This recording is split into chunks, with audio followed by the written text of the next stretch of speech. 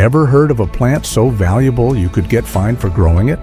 A single wild rice harvest sparked protests from Minnesota to Ontario last year, and seed smugglers ended up in court.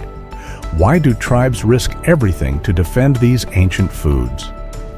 Stay with me as I show you the secret list of 20 crops you're forbidden to plant in native territory. Cherokee White Eagle Corn. People see corn as ordinary, but Cherokee White Eagle corn stands out, protected fiercely by Cherokee communities. This variety, with snow-white kernels and a streak of deep red, carries the history of survival during forced removals in the 1800s. When outsiders tried growing it for profit in 2016, tribal councils launched an investigation. That's how valuable this seed is. So, why is it banned outside tribal land? For the Cherokee, it's more than food. It's identity and memory. Allowing outsiders to grow threatens that link. Do you think rare food should ever belong to everyone? Some say yes, but for these families, it's personal. Every harvest ceremony keeps their ancestors' stories alive. Now, think about the last time a plant led to a lawsuit. That's how much is at stake with this corn. Let's move to another seed that sparked a clash between chefs and tribal law. Hopi blue corn farmers across Arizona rave about blue corn's flavor, but the Hopi's unique strain stays locked behind tribal boundaries. Generations have used it for peaky bread and sacred rituals, tracing back over 800 years. In 2018, a non-Hopi baker tried to market authentic blue corn tortillas. Hopi elders stepped in, stating, "You can't sell our spirit." What makes this blue corn different? Its resilience against drought, its deep blue pigment loaded with antioxidants, and its ties to Hopi prophecy. Some outsiders ask, should a crop be off limits? But for the Hopi, this corn means survival. Can food be sacred? In this case, legal and spiritual boundaries unite. And when you taste a real Hopi blue corn cake, you'll know there's no substitute. Now the story turns to a desert bean with roots in tribal trade wars. Tepary beans, traditional varieties. A single bean plant changed survival odds across the Southwest. The Tepary bean, domesticated over 3,000 years ago, handles 120-degree heat and months without rain. How did indigenous farmers pull that off? They used floodplains and dry washes, reading clouds and tracking soil the way a chef watches a pot. But here's the twist. Tepary beans are now restricted in many native territories. Tribal governments call it protection, since companies in 2011 tried to patent wild strains for drought-resistant super beans. Have you ever heard of a bean starting a legal fight? Whole food companies sent scouts to Arizona, hoping to cash in. It sparked outrage, with tribal leaders drawing a hard line.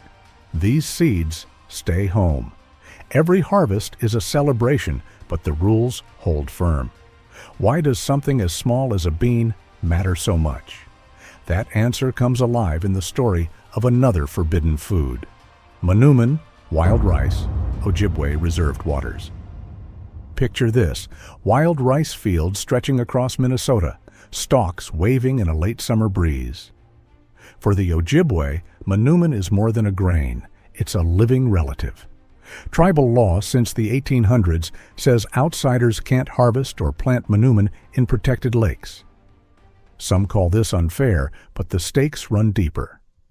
Back in 2007, biotech researchers tried to release genetically modified wild rice. Protests erupted. The Rice Council declared, "You cannot engineer our heritage." Have you ever seen food spark a protest that shut down a university event?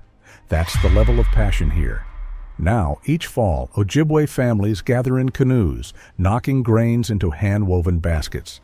The air fills with the smell of roasting rice. Outsiders see a crop. The tribe sees memory, ceremony, and battle scars. Protection like this shaped the fate of another ancient tree crop with roots in tribal law. Hoopa acorn. Oak strains. Acorns sound ordinary, but to the Hoopa in Northern California, they've been a lifeline for over 2,000 years. These people managed oak forests the way some cultures manage wheat.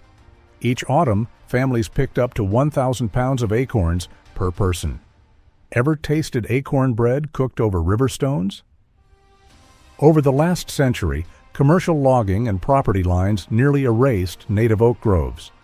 By the 1980s, tribal law made it illegal for outsiders to gather or even plant Hoopa-specific acorn strains.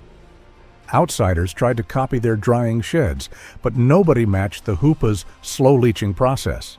Bitter tannins gone, pure nutty flavor left behind. What would you risk to taste a food your ancestors lived on? That careful protection has kept these oaks alive, but now climate change and land fights test the law every season. The result? Every year, fewer Hoopa acorns make it to the communal fire. Shifting north, another fruit grows on ancestral land, but with a history of forbidden seeds and family secrets. Navajo watermelon, heirloom line. The Navajo watermelon grows tough, sweet, and striped red-green under the Arizona sun. Heirloom seeds have names like Desert King and Grandma's Red. For decades, these melons played a central part in summer ceremonies. People still tell stories of children cracking them open by hand after a long day. In the 1990s, outsiders tried to breed and sell Navajo seeds without permission. The nation passed rules.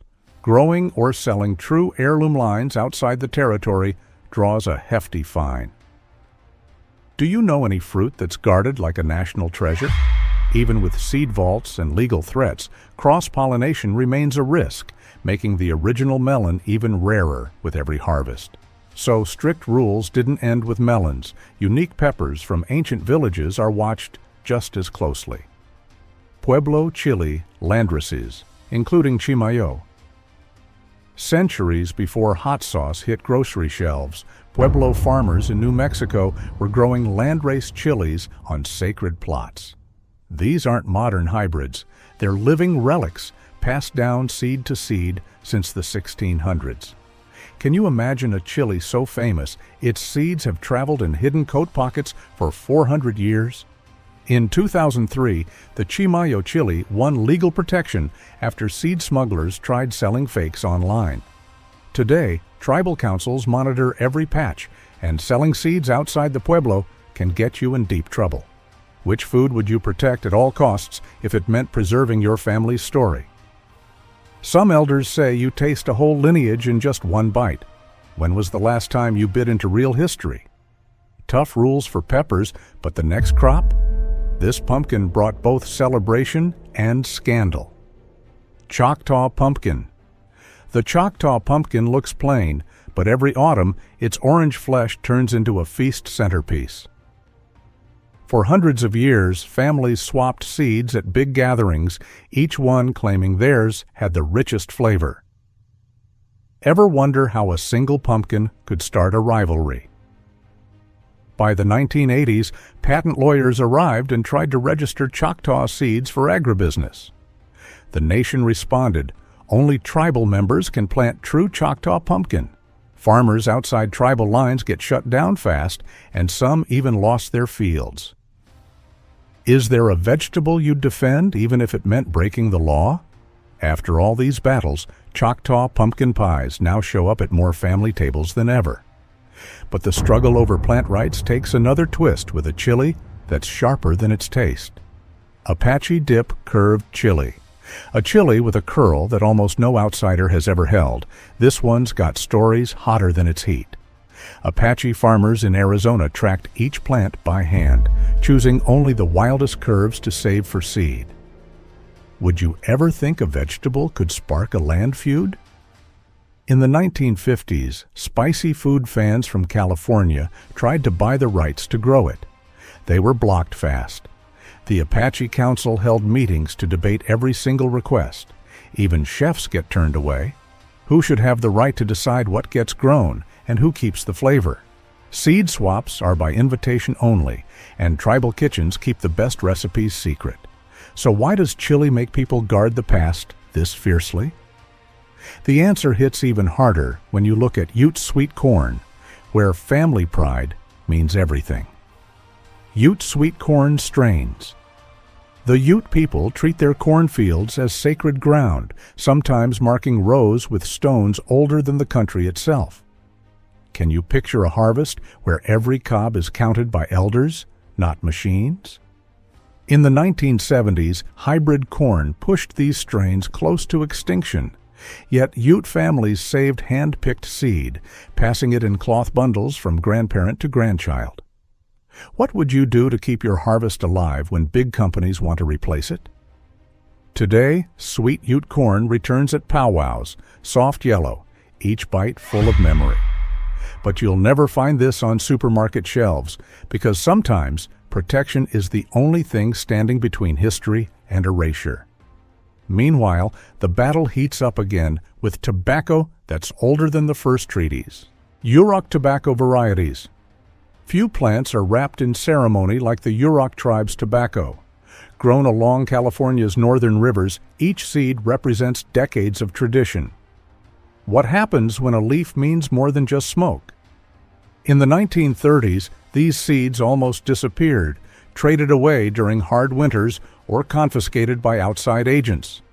Families guarded tiny pouches, passing them in secret from hand to hand.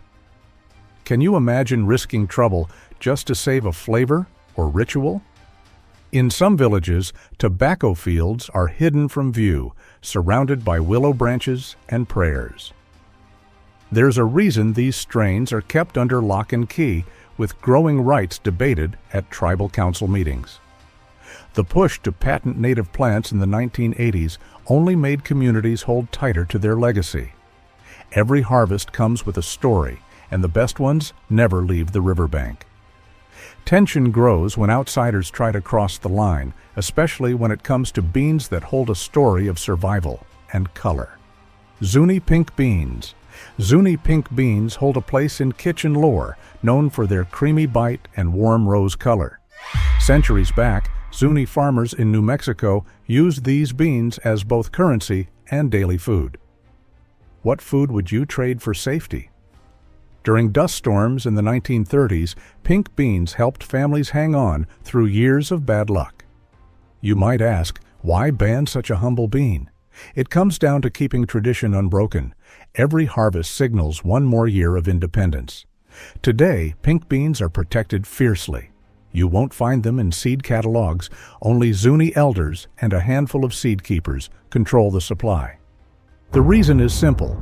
Protecting heritage means making tough choices, even when outsiders offer money. Lines get drawn sharpest around wild roots next, where even location becomes a secret guarded by families. Washoe wild potato, Solanum jamesi. Walk the high deserts of Nevada, and you'll hear stories about the Washoe wild potato, a tiny root with a hidden punch. Native families used to trek miles for these starchy nuggets, digging by hand each spring. Have you ever tasted a wild food that only grows where few dare walk? Botanists call it one of the world's oldest potatoes, with traces found in hearths going back 11,000 years. But strict tribal laws protect it now. Outsiders who tried to dig them up for research ended up banned from Washoe land for a decade. Why does a tuber stir so much emotion? Some say a single patch of these potatoes feeds a whole extended family during bad seasons. The real reason for secrecy is survival. Some plants aren't just food, they're a family lifeline. Tribal councils monitor known wild patches closely, but it's the next forbidden grain that has outsiders constantly searching riverbeds and dry valleys. Pyute ricegrass. Pyute ricegrass may look like a weed, but it built civilizations. Long before wheat arrived, Nevada tribes gathered its tiny seeds every summer, grinding them into a flour rich in minerals. Would you believe a wild grass could spark a turf war? In the late 1800s, prospectors tried to plow up ricegrass meadows, hoping to plant real crops. What followed were legal fights, fence cutting, and even sabotage. These days, ricegrass fields are strictly off limits except for tribal gatherers. The last major harvest in the 1960s was watched by police and reporters. Locals still talk about how quickly fences went up afterward. Even today, Pyute elders teach kids to spot wild stands by the silver shine of the stalks at sunrise. The battle over the next banned crop involves even deeper ties and numbers that shake up big agriculture. Raramuri, Tarahumara, maize. Varieties. Few people outside northern Mexico ever get to see Raramuri maize in person. This corn isn't just rare. Tribal councils voted to keep outsiders away after bioprospecting scandals in the 1990s. Have you ever heard of a seed being guarded like family treasure? The Tarahumara run ultramarathons across mountains, fueled by this corn's dense nutrition.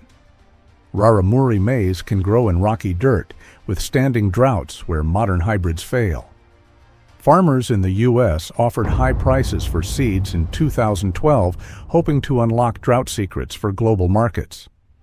But elders in Chihuahua refused. Remembering the last time outsiders tried to improve their crops, whole villages went hungry for years. This maize is proof that sometimes protection is about dignity more than profit. The next banned crop involves a symbol that makes headlines every time it crosses reservation lines, and it pulls government regulators into the fight. Iroquois bear paw corn. Iroquois bear paw corn stands out for its massive, fist-shaped ears, each one as heavy as a newborn baby. By 1880, this variety nearly vanished when collectors and fair organizers smuggled seed away. Can you picture a vegetable-sparking courtroom drama? Today, bear paw corn is grown in just a few protected plots in New York and Ontario. Tribal elders hold harvest feasts where each ear is blessed before roasting, and selling seed without permission draws fines and outrage. In 2017, a chef was barred from a major food festival after serving unauthorized bear paw corn chowder to press. That scandal still has people talking in Iroquois country. The next plant on this list created a boom in southern gardens and sparked a legal battle over heritage and land use. Seminole pumpkin, the traditional tribal lines. Seminole pumpkin once covered Florida's hammocks, grown by tribal families long before statehood. These bright orange fruits look simple, but have a wild backstory. Did you know some vines survived hurricanes that wiped out whole settlements? During the Great Depression, white farmers tried to claim and patent Seminole pumpkin seeds. That didn't go well for them. Tribal leaders rallied, and court documents from 1937 show land agents giving up after 2 years of legal threats. This pumpkin, with its sweet, nutty flesh, powered entire villages through famines. Have you ever wondered how a single crop could shape a people's fate? Today, strict agreements protect these seeds. Even top chefs can't get them without tribal approval. In 2022, only 7 certified growers in Florida had the true line, each one closely watched by the community. It's not just food, it's heritage. Which brings us to another protected corn, one that carries heavy political weight and family secrets. Haudenosaunee, white corn, traditional. Haudenosaunee white corn carries centuries of memory in every kernel. This isn't supermarket corn. These ears reach up to a foot long and need 3 days to nixtamalize for bread or soup. Why do you think families go through all that work, generation after generation? In 1779, U.S. troops targeted Iroquois cornfields, destroying over 160,000 bushels in a single campaign. Oral histories say families hid seed deep in the woods, risking everything.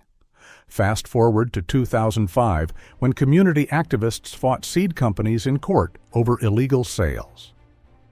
They won, and since then, the corn is reserved for ceremonies and approved growers. Today, you'll see these white kernels ground for cornbread at festivals, never for sale at markets. That fierce protection has made it a rallying point for sovereignty campaigns. Meanwhile, the next plant on our list set off heated arguments over seed smuggling and lost cultural rights. Meskwaki brown bean.